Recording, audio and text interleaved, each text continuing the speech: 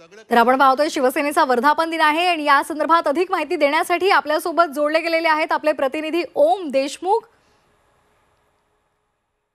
आणि त्याचबरोबर कृष्णात पाटील। तर पहिल्यांदा आपण जाणार आहोत कृष्णात पाटील यांच्याकडे। कृष्णात दोन्ही शिवसेनेचे मेळावे आहेत आणि या पूर्ण मेळाव्याच्या भाषणामधून उद्धव ठाकरे आणि त्याचबरोबर एकनाथ शिंदे काय नेमकं भाष्य करणार याकडे सर्वांचंच लक्ष लागलेलं आहे। सुरुवातीला मी तुमच्याकडे येते, काय नेमकं उद्धव ठाकरे यांच्या मेळाव्यामध्ये कोणकोणत्या महत्त्वाचे मुद्दे चर्चिले जातील, कोणकोणत्या मुद्द्यांवर ते भाष्य करतील?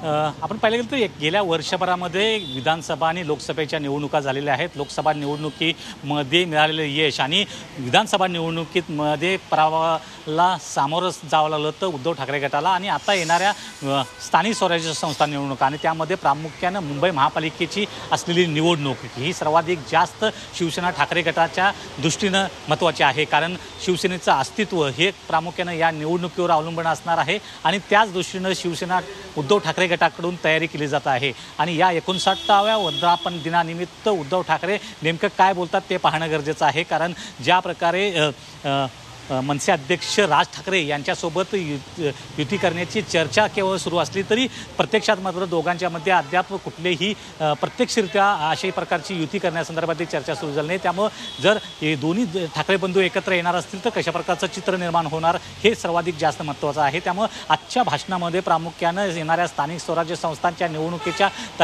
तयारीच्या दृष्टीनं हे शिवसैनिकांना काय नेमके आदेश देतात ते उद्धव ठाकरे हे पाहणं गरजेचं आहे। त्याचबरोबर जे काँग्रेस राष्ट्रवादी असू दे, ज्यामध्ये शरद पवार गट आणि काँग्रेस यांच्यासोबतची महाविकास आघाडीसोबत असलेली जी युती आहे ती इथं मुंबईमध्ये राहणार किंवा स्थानिक स्वराज्य संस्थेमध्ये राहणार का ते पाहणं देखील महत्त्वाचं आहे। आजच्या ज्या अग्रलेखामध्ये पाहिलं गेलं तर जे सोबत येत असतील तर त्यांना सोबत घेऊन, नसेल तर आम्ही एकाकी लढू अशा प्रकारचं सूचित देखील त्यांनी यामध्ये केलेलं आहे। त्यामुळं उद्धव ठाकरेंची आजची भूमिका ही प्रामुख्यानं येणाऱ्या स्थानिक स्वराज्य संस्था निवडणुकांच्या दृष्टीनं अत्यंत महत्त्वाची असणार आहे आणि ज्या प्रकारे रणनीती या आजच्या मेळाव्याच्या माध्यमातून आखली जाईल, कारण शिंदे गटाला शह देण्यासाठी आणखी काय कोणते मुद्दे उपस्थित केले जातात हे पाहणं देखील महत्त्वाचं आहे। कारण मुंबई महापालिका ही पहिल्यांदा शिवसेनेच्या ताब्यात आल्यानंतर संपूर्ण राज्यभरात शिवसेना पक्ष हा पसरला गेला होता आणि त्याच मुंबई महापालिकेला पुन्हा मिळवण्यासाठी काय प्रयत्न करायचे लागतात या दृष्टीनं आजचा मेळावा हा अत्यंत महत्त्वाचा असणार आहे।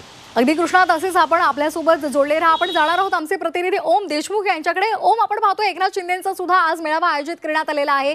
आगामी महापालिका निवडणुका आहेत आणि त्याचबरोबर ठाकरेंच्या शिवसेनेला कुठेतरी शह द्यायचा आहे। या संपूर्ण गोष्टींचा जर विचार केला तर आजच्या एकनाथ शिंदेंच्या भाषणाकडे सर्वांचंच लक्ष लागलेलं आहे। काय आपल्याकडे अधिकचा तपशील आहे?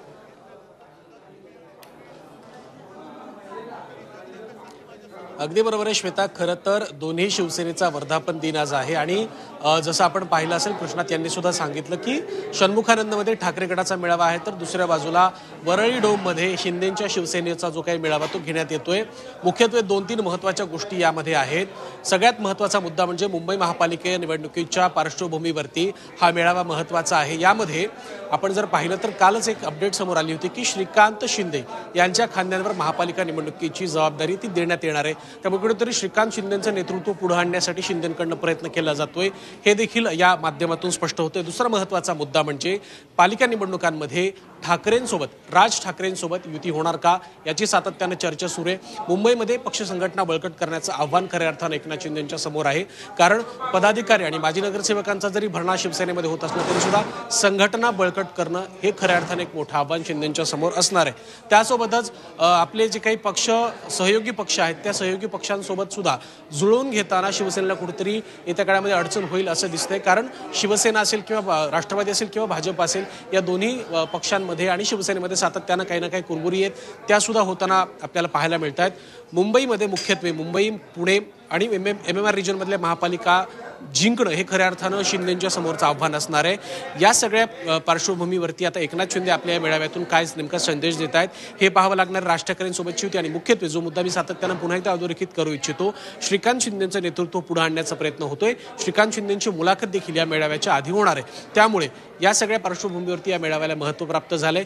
या मेळाव्यात नेमके ते ठाकरेंवरती काय टिप्पणी करतायत आणि या सगळ्या मेळाव्यातून नेमकं काय बोललं जाते, काय संदेश दिला जातोय, राज्यभरातून कार्यकर्ते मुंबईत दाखल झालेत, त्यामुळे या मेळाव्याकडे आता सगळ्यांचंच लक्ष लागलंय। श्वेता, अगदी त्यामुळे या दोन्ही वर्धापन दिनाच्या सोहळ्याकडे, मेळाव्याकडे सर्वांचंच लक्ष लागलेलं आहे. धन्यवाद तुर्तास आपण दिलेल्या या माहितीसाठी. कृष्णात आणि ओम, धन्यवाद.